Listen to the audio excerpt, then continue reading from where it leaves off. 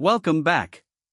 Today we're talking about a New York Times opinion column titled "I Hope This Column Ages Poorly" by Carlos Lozada. Lozada starts by saying there are few epithets more smugly dismissive than the declaration that something, a novel, a TV show, a political movement, a prediction, an opinion, did not age well.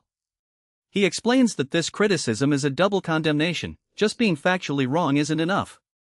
The thing must be so egregiously wrong by some contemporary standard that it constitutes an embarrassment, even an ethical lapse. The critic implies amazement that it was ever considered correct or acceptable at all.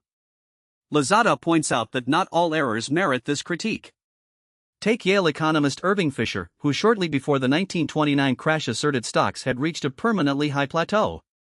He was wrong, but to say that statement aged poorly would be pointless. It barely had a chance to age before its shortcomings became apparent.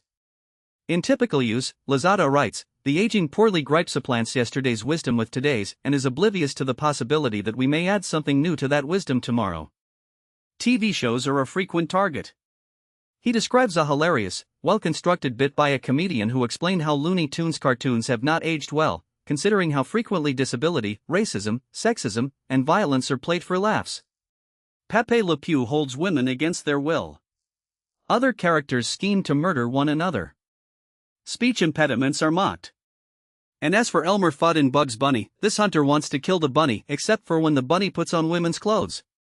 And now he does not want to kill the bunny, no.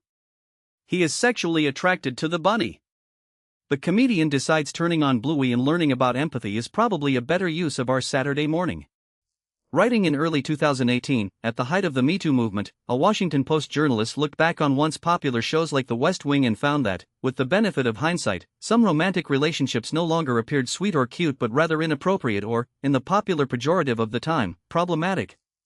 It was a thorough and persuasive case, and it ended with a perfect distillation of the aging poorly logic. These days, almost everything made before 2018 feels as if it needs some kind of disclaimer.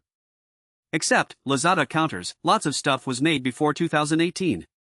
To determine that almost all of it requires some sort of disavowal is to privilege the present over all other times, to assume that current standards necessarily improve upon those of the past, and to discount the reassessment that inevitably comes later.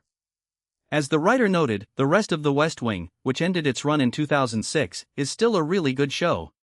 But our culture has undergone a seismic shift. True, Lozada says. But there will be many more seismic shifts, there already have been. Whatever is deemed correct today may be condemned tomorrow, which is why he hopes this column ages poorly.